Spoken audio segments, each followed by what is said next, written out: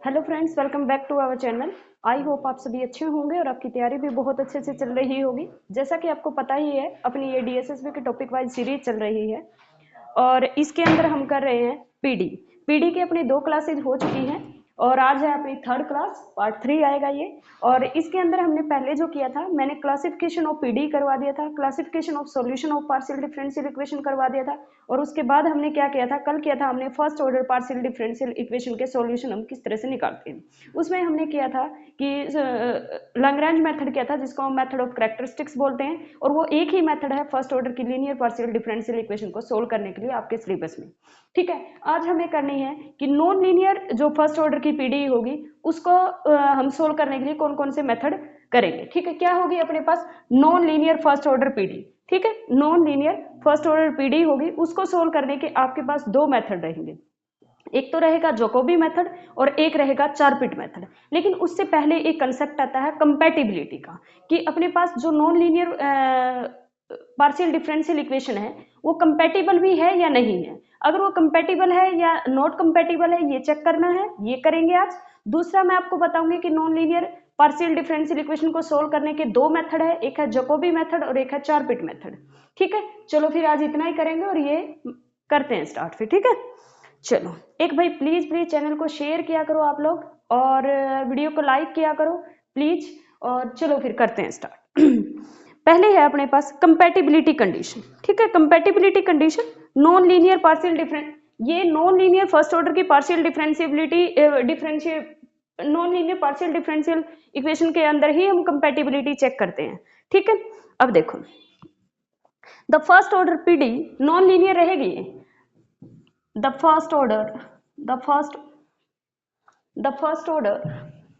क्या है, the first order PD। ठीक है, first order partial differential equation, first order की एक पार्शियल डिफरेंशियल इक्वेशन है। Capital P is equal to में फंक्शन होगा एक्स वाई का एंड एक कैपिटल Q फंक्शन होगा किसका, एक्स वाई का। ठीक है, ये अपने पास एक ये होगी और एक ये भी, 2 पीडी अपने पास गिवन है। ठीक है, 2 अपने पास इक्वेशन गिवन है। तो ये कहता है कि are set to be compatible, इनको क्या कहेंगे हम, कंपैटिबल बोलेंगे। ठीक है, क्या बोलेंगे, इनकी कंपैटिबिलिटी बोलेंगे। ये कंपैटिबल होगी कब, इफ अगर इस क्यू का पार्शियल डेरिवेटिव किसके रिस्पेक्ट में, y के रिस्पेक्ट में इक्वल हो जाए p का पार्शियल डेरिवेटिव किसके रिस्पेक्ट में, x की रिस्पेक्ट में, तो हम बोलेंगे जो ये 2 पीडी आपको गिवन होगी ये आपस में कंपैटिबल होगी। समझ में आया, 2 पीडी रहेगी, p is a function of, p क्या है, फंक्शन है x और y का, q फंक्शन है x और y का। तो इस तरह की यानी कि 2 ही अपने पास क्या होने चाहिए, इंडिपेंडेंट वेरिएबल हो। 2 इंडिपेंडेंट वेरिएबल है, x और y आर इंडिपेंडेंट वेरिएबल। अगर 2 इंडिपेंडेंट वेरिएबल है तो कंपैटिबिलिटी हम इस तरह से चेक करते हैं कि क्यू का partial derivative with respect to y equal होना चाहिए p का partial derivative with respect to x। इतना आई होप आपको क्लियर होगा। अब ये तो मैंने 2 इंडिपेंडेंट वेरिएबल लिए हैं, late us suppose that 3 independent variable हो जाए, तो आप किस तरह से कंपैटिबिलिटी चेक करेंगे। ठीक है, या 3 से ज्यादा हो जाए।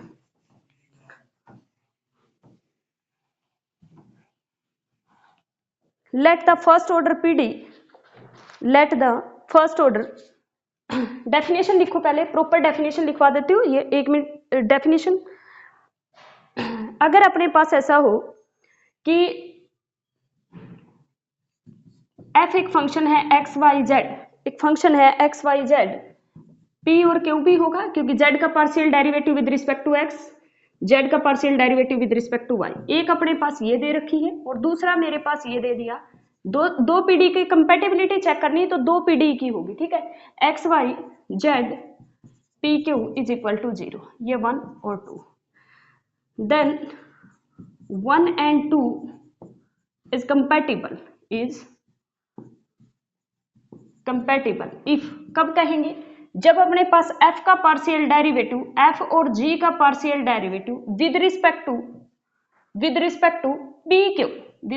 टू पी क्यू क्या आना चाहिए, इक्वल टू 0। f और g का partial derivative with respect to P q अगर 0 आ जाए, इसको खोलोगे तो कैसे खोलोगे भाई, ये इसको खोलोगे तो क्या, f का डेरिवेटिव देखो एफ फंक्शन है किसका, एक्स और वाई का, इंडिपेंडेंट वेरिएबल के रिस्पेक्ट में एक्स, और कर्ल एफ वाई में किसके रिस्पेक्ट में कर रहे हैं, पी और क्यू, पी की रिस्पेक्ट में, क्यू की रिस्पेक्ट में, फिर अब जी क्योंकि दूसरा जी है इसका विद रिस्पेक्ट टू पी और जी का विद रिस्पेक्ट टू क्यू। ये हो गया डेटर्मिनेंट, इसका पार्शियल डेरिवेटिव ऐसे ही खुलता है, एफ फंक्शन है पी क्यू, जी फंक्शन पी क्यू, तो अपने पास ये होगा, ये इक्वल टू अगर जीरो आ जाएगा तो एफ और जी जो पार्शियल डिफरेंशियल इक्वेशन दे रखी है आपको दो, ये दोनों कंपेटिबल हो जाएंगे। ठीक है भाई, इसी चीज को अपने पास, इसी चीज को खोल के मैं यहां लिख रही हूं, ये कंडीशन फिर प्रॉपर आ जाएगी। देखना ये क्या है, जब भी एफ और जी को अपने पास कंपेटिबल दिखाना तो ये दिखाना, मतलब इसका मतलब क्या है कि देखिए यहां लिख रही हूं, curl F G curl of XP plus curl F G Y Q plus curl F G P time curl of Z P plus Q time of curl of F G by में curl of Z Q is equal to 0 आ जाए। ये भी अपने पास इसी चीज को खोलोगे तो अपने पास देखो दिस इंटू में दिस माइनस दिस इंटू में दिस, लेकिन f का पार्शियल डेरिवेटिव डायरेक्ट p की रिस्पेक्ट में करोगे, फिर p का विद रिस्पेक्ट टू x करोगे, तो ये कंडीशन भी that is also a compatibility condition, that is also compatible condition. ठीक है, इन चीजों का तीनों को अगर सोल्व करोगे तो सेम रिजल्ट देगा, लेकिन जो लिखने का वे है वो अलग अलग। मैंने ये तीनों चीजें आपको इसलिए लिखवाई है क्योंकि आपके ऑप्शन में डायरेक्ट मिलेगी, सोल्व करना बहुत कम आएगा, वो डायरेक्ट कोई ना कोई ऑप्शन ही आपसे पूछेगा। ठीक है भाई, एक मिनट,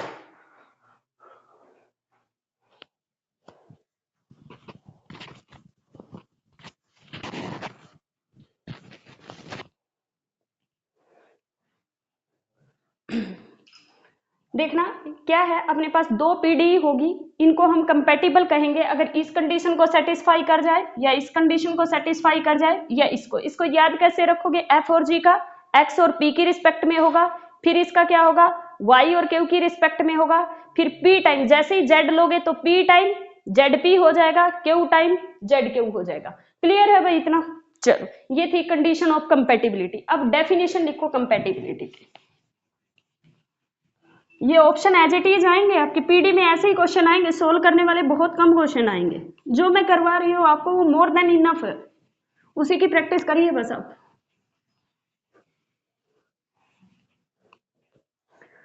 ठीक है, डेफिनेशन लिखो।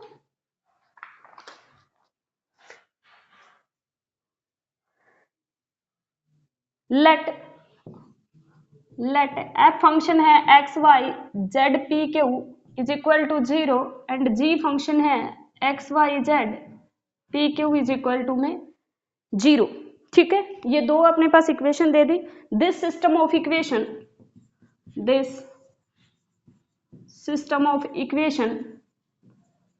is compatible if one is solution of other। अगर ये इसका सॉल्यूशन बन जाए या ये इसका सॉल्यूशन बन जाए तो हम इन दोनों जो पीडीई है इनको कंपैटिबल बोलेंगे। ठीक है, यानी कि ये पीडीई जो दे रखी है that is called the system of PDE, इसको बोलते हैं अपने पास सिस्टम ऑफ पीडीई। इनके जो सॉल्यूशन रहेंगे सिस्टम ऑफ पीडी का जो सॉल्यूशन, इनको कंपैटिबल तब कहेंगे this system of equation is compatible if, एक मिनट रुको भाई, इफ सॉल्यूशन ये तो पीडी है ना, इसका solution if solution of one is also solution of other. मतलब दूसरी पीढ़ी का पहली का जो सॉल्यूशन होगा वो दूसरी का भी सॉल्यूशन हो जाए और दूसरी का जो सॉल्यूशन हो पहली का सॉल्यूशन हो जाए, तो जो गिवन पीढ़ी है that is called the system of पीढ़ी इज कॉल्ड एंड कंपैटिबल। ठीक है, इसका मतलब ये जो दोनों पीढ़ी है ये आपस में कंपैटिबल होगी। क्लियर है। कंपैटिबिलिटी कंडीशन मैंने बता दी है कि पार्शियल डिफरेंशियल इक्वेशन अगर अपने पास 2 इंडिपेंडेंट वेरिएबल है तो कंपैटिबिलिटी कंडीशन मैंने बताया कि क्यू का कर्ल क्यू बाय में कर्ल वाई इक्वल होना चाहिए कर्ल पी बाय में कर्ल एक्स, ठीक है। और अगर अपने पास 2 से ज्यादा इंडिपेंडेंट वेरिएबल है तो सॉरी इंडिपेंडेंट वेरिएबल है उसके अंदर, जैसे इसमें एक्स वाई जेड 3 है, ठीक है, तो उसके अंदर अपने पास क्या आ जाते हैं वेरिएबल अगर आ जाते हैं तो इसके अंदर कंपैटिबिलिटी कंडीशन मैंने एफ और जी का with respect to P Q अपने पास पार्शियल डेरिवेटिव इक्वल टू 0 आना चाहिए, that is the condition of compatibility. Clear है इतना। ये है non linear first order PD की कंपैटिबिलिटी कंडीशन। क्लियर है भाई। अब मैंने आपको बताया था कि नॉन लीनियर अगर पीडी है उसको सोल्व करने के लिए उसका सॉल्यूशन निकालने के लिए जैसे फर्स्ट ऑर्डर की लीनियर पीडी थी उसके अंदर मैंने लैग्रांज मेथड बताया, सिमिलरली अपने पास जो नॉन लीनियर पीडी है उसको सोल्व करने के 2 मेथड्स हैं, ठीक है। उसके कितने मेथड हैं? 2। पहला मेथड है चारपिट मेथड, चारपिट मेथड, और दूसरा अपने पास जो मेथड रहेगा जैकोबी मेथड, दूसरा है अपने पास जैकोबीज मेथड, ठीक है। दूसरा अपने पास कौन सा मेथड रहेगा? जैकोबीज मेथड। एक अपने पास जैकोबीज मेथड है और एक अपने पास चारपिट मेथड है, ठीक है। एक जैकोबी मेथड है और एक चारपिट मेथड है। अगर अपने पास चारपिट मेथड हमें कब यूज करना है? जब अपने पास इंडिपेंडेंट वेरिएबल 2 हो, यानी कि x Y z is an dependent variable p और क्यू इज इक्वल टू 0। इस तरह की अगर पीडी है तो अपने पास क्या हो जाएगा? लगेगा चारपिट मेथड। जब 2 से ज्यादा अगर अपने पास इंडिपेंडेंट वेरिएबल है, late us suppose that x1 x2 x3, तो यहाँ पे क्या होगा? u फंक्शन होगा, जैसे z हुआ है मैंने ले लिया u, तो अपने पास क्या होगा? ux uy और sorry ux x1 ux2 ux3, ठीक है। इस तरह का इक्वल टू 0। अगर इस तरह की पीडी है, इसमें x1 x2 x3 3 independent variable है, u is dependent variable, x और y is independent variable, z is dependent variable, z का विद रिस्पेक्ट टू x, यहाँ पे zx भी लिख सकते हो p की जगह, इसको लिख सकते हो zx, इसको लिख सकते हो zy, ठीक है। अगर ये आ जाए तो चारपिट मेथड लगाएंगे, और 2 से ज्यादा आ जाए, 3 4 मतलब कितने भी हो सकते हैं, 2 से ज्यादा में लगेगा जैकोबी मेथड। अब आपको पता होना चाहिए, सीधा ऑप्शन में आएगा, स्टेटमेंट दे देगा चारपिट मेथड, और चारपिट मेथड के लिए आपके 4 ऑप्शन दे देगा कि कौन सा चारपिट मेथड अप्लीकेबल होगा, ठीक है। तो चलो भाई, चारपिट मेथड में अप्लीकेबल पूछ सकता है, ये 2 वेरिएबल के इंडिपेंडेंट वेरिएबल के लिए, 2 से ज्यादा, और दूसरा मैं अभी बताऊंगी आपको कि चारपिट मेथड होता क्या है। तो 4 ऑप्शन आपको बना के दे देगा, चारपिट मेथड आपको चूज करना है। सिमिलरली वो आपको जैकोबी मेथड बता देगा, तो वो आपको चूज करना, बस इतना ही आएगा। इसके सॉल्यूशन बहुत कम आएंगे कि सॉल्यूशन निकालो, वो फर्स्ट ऑर्डर की लीनियर पीडी के सॉल्यूशन पूछ सकता है, नॉन लीनियर का बहुत लेंथी हो जाता है, ठीक है। बस आपको इसके क्वेश्चन करने की जरूरत नहीं है, 100% जरूरत नहीं है आपको क्वेश्चन करने की, बस आपको इसका थ्योरी पोर्शन पता होना चाहिए और वो पेपर में आ सकता है, ठीक है।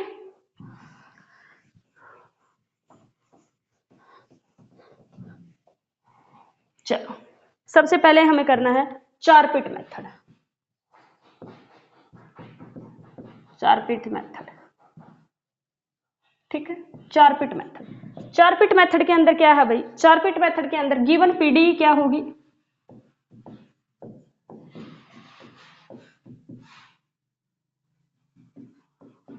ठीक है, यहाँ zx और zy भी लिख सकते हो, तुम्हारी मर्जी है, ठीक है। इसके अंदर अपने पास क्या होता है? इसके अंदर होता है, आप लिखोगे जितने वेरिएबल यूज हो रहे हैं, dx dy dz dp और dq, ठीक है। dx अगर कर रहे हो तो माइनस कर्ल है बाय में कर्ल p, dy कर रहे हो तो माइनस कर्ल है बाय में कर्ल q, dz के अंदर अपने पास आएगा कर्ल है बाय में p टाइम ऑफ इसका p टाइम इसका q time, minus p time curl है बाय में curl p minus q time curl है बाय में कर्ल q, मतलब इनको बस ऐड करके लिखना होता है dz के पीछे। अब अपने पास आता है dp इक्वल टू, dp में क्या होता है? इसमें अगर p देखो dx लिखा तो p के रिस्पेक्ट में आया था ना, इसमें क्या आएगा? कर्ल एफ बाय में कर्ल x, और dq लिखोगे तो आएगा कर्ल एफ बाय में कर्ल y, क्योंकि ये dy जो है क्यू, वाई वाले के नीचे किसका आया था, क्यू का।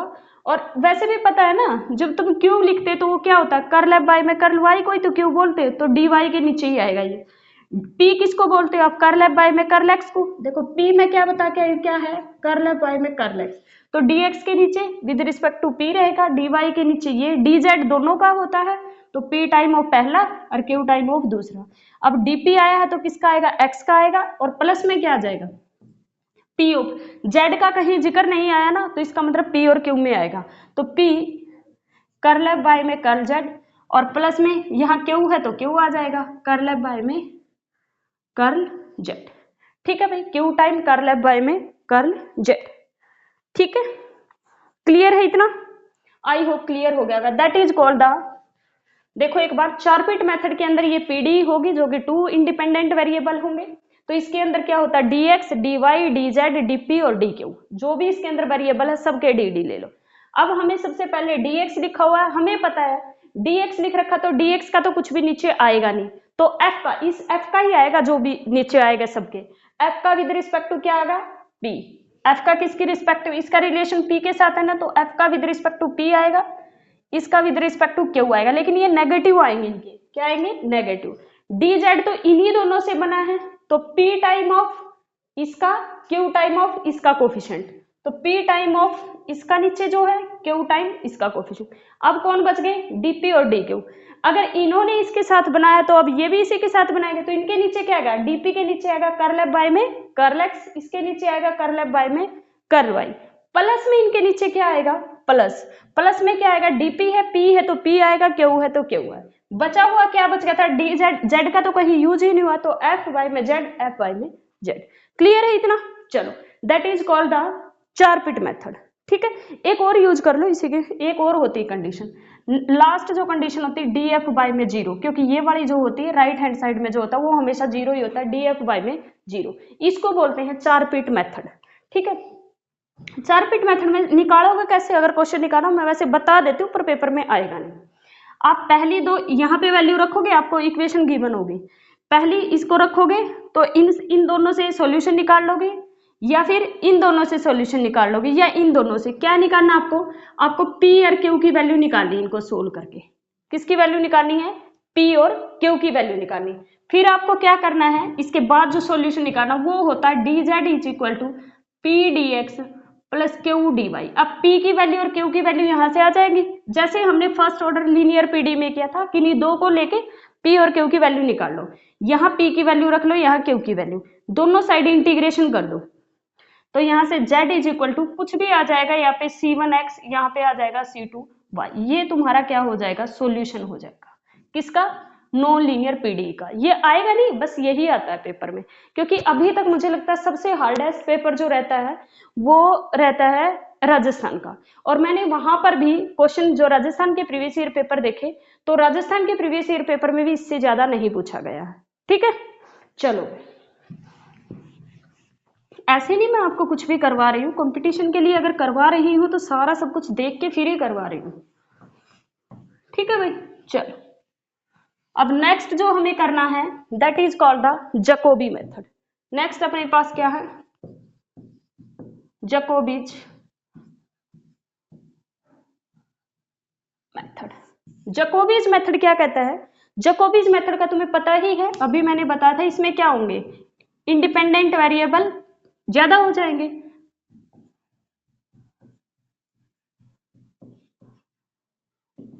ठीक है, वैसे तो सेम चलेगा जैसे पीछे, अब इसमें ज्यादा है तो मुझे क्या करना पड़ेगा, dx1 dx2 dx3 du dux x1 dux2 dux3 और df, इसके तो नीचे जीरो नहीं, इसके नीचे वही लिखना है, कर्ल एफ बाय में कर्ल p था ना, तो यहाँ पे माइनस कर्ल एफ बाय में कर्ल x1, इसके नीचे माइनस कर्ल एफ बटे में कर्ल x2, इसके नीचे कर्ल एफ बाय में कर्ल x3। जैकोबी में और कुछ चीज नहीं है। यहाँ क्या आ रहा था, यहाँ पे क्या था, मैंने कहा था इसके नीचे हम क्या लिख रहे थे,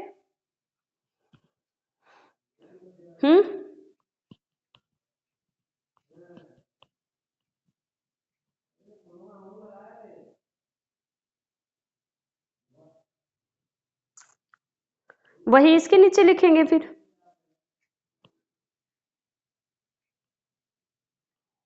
इसकी जरूरत ही नहीं है, छोड़ दो इसको।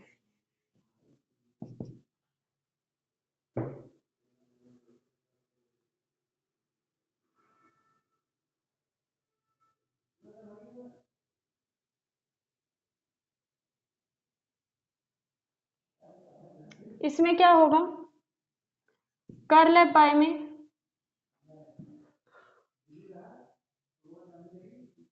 ये ux1 था ना,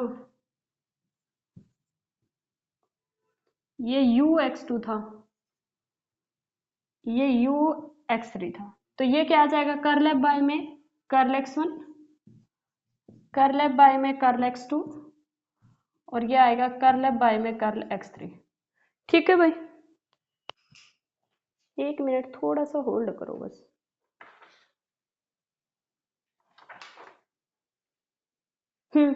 ठीक है, 1 मिनट रुको भाई, से थोड़ा सा।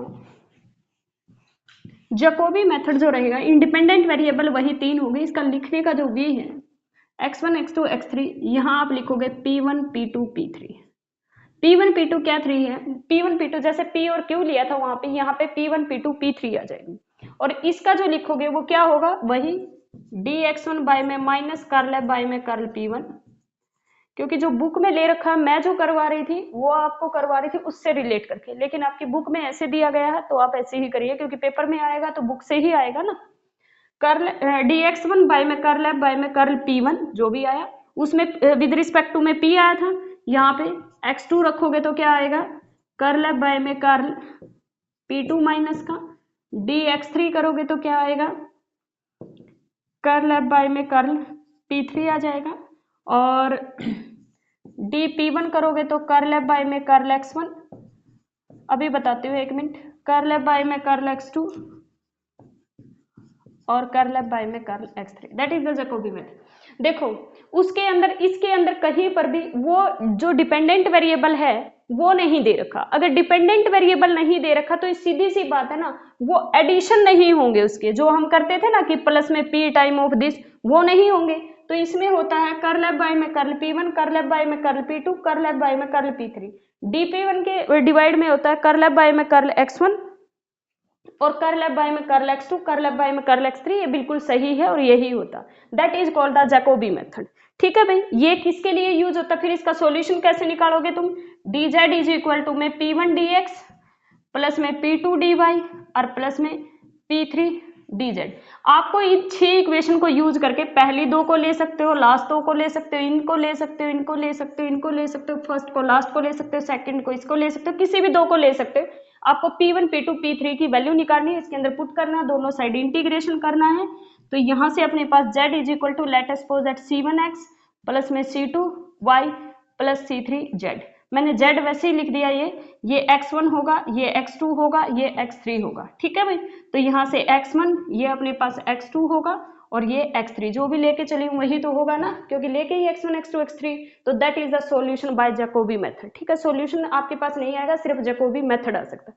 क्लियर है भाई, ये था एक मैं हमने आज किया है जो, वो मैंने आपको बताया है कि non linear first order PD जो रहेगी उसकी कंपैटिबिलिटी कंडीशन बताई है, 2 वेरिएबल के अंदर भी और 2 से ज्यादा वेरिएबल के अंदर भी किया हमने, उसकी कंडीशंस बताई। उसके बाद मैंने आपको बताया non linear first order PD को सोल्व करने के 2 मेथड होते हैं, पहला अपने पास होता है 4 पिट मेथड और दूसरा होता है जैकोबी मेथड। मैंने आपको बताया कि अगर 2 इंडिपेंडेंट वेरिएबल है तो लगेगा हमेशा 4 पिट मेथड, और 2 से ज्यादा अगर इंडिपेंडेंट वेरिएबल है हमेशा लगेगा जैकोबी मेथड। मैंने 4 पिट मेथड आपको बता दिया क्या होता है, जैकोबी मेथड आपको बता दिया क्या होता है। ये अपने पास था पीडी के अंदर non linear first order PD को सोल्व करने का। नेक्स्ट अपना जो टॉपिक रहेगा वो है characteristics equation and characteristics curve.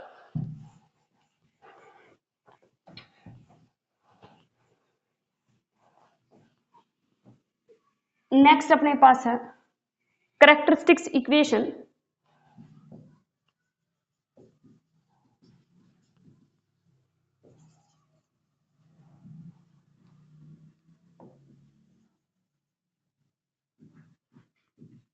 Characteristics curve. ठीक है, characteristics equation and characteristics curve. ठीक है, कर्व ठीक है भाई।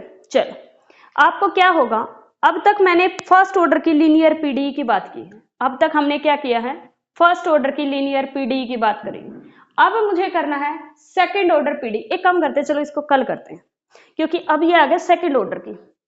ठीक है, सेकंड ऑर्डर की पीडी आज हम इतना ही पढ़ेंगे। फर्स्ट ऑर्डर की लीनियर और नॉन लीनियर पीडी दोनों कंप्लीट हो चुकी है। इसका मतलब आपकी जो फर्स्ट ऑर्डर से रिलेटेड था, लीनियर पीडी हो नॉन लीनियर पीडी हो, क्लासिफिकेशन, देखो मैंने एक बार पूरा बता देती हूँ। हमने क्या किया, सबसे पहले हमने किया classification of linear, classification of PD. PD की क्लास, सबसे पहले मैंने आपको पीडी बताया क्या होता है, फिर बताया क्लासिफिकेशन ऑफ पीडी क्या होती है, फिर उसके क्लासिफिकेशन के बाद हमने पहचानना सीखा एग्जाम्पल की हेल्प से कि ये क्वासी लीनियर है या सेमी लीनियर है या फिर नॉन लीनियर है। फिर उसके बाद फर्स्ट ऑर्डर की लीनियर हमने की। फर्स्ट ऑर्डर की लीनियर पीडी का एक ही मेथड है जो कि मैंने बताया आपको, लैग्रेंज मेथड होगा, या फिर अपने पास क्या होता है जब हाँ लैग्रेंज मेथड हमने किया, या फिर अपने पास क्या है मेथड ऑफ कैरेक्टरिस्टिक्स के नाम से इसको न्यू एजुकेशन पॉलिसी में कहा गया है। ठीक है, वो किया, उसके एग्जाम्पल किए। उसके बाद मैंने आज जो आपको करवाया वो मैंने बताया कि फर्स्ट ऑर्डर की अगर नॉन लीनियर पीडी आ जाए तो उसके अंदर अपने पास उसकी कंपेटिबिलिटी कंडीशन चेक करनी होती है एक तो। दूसरा हमने बताया कि नॉन लीनियर की फर्स्ट ऑर्डर पीडी की जो पीडी होगी उसको सोल्व करने के दो मेथड है। एक मैंने आपको बताया चारपिट मेथड और एक मैंने बताया आपको जैकोबी मेथड। चारपिट मेथड जो है वो अपने पास क्या है, टू इंडिपेंडेंट वेरिएबल के लिए लगता है। दो से ज्यादा इंडिपेंडेंट वेरिएबल, दो हो, तीन हो, चार हो, पांच हो या एन हो, ठीक है, उनके लिए अपने पास लगता है जैकोबी मेथड। और मैंने दोनों की कंडीशन आपको बताई है। ठीक है, तो फर्स्ट ऑर्डर की अपने पास लीनियर हो या नॉन लीनियर हो पीडी खत्म हो गई है। कल से हम करेंगे सेकंड ऑर्डर की पीडी। सेकंड ऑर्डर पीडी के अंदर हमें पहला टॉपिक यही पढ़ना है, characteristics equation and characteristics curve. ठीक है भाई, वीडियो को ज्यादा से ज्यादा लोगों तक शेयर करना, चैनल को सब्सक्राइब करना। Thank you so much, bye bye, मिलते हैं नेक्स्ट क्लास में।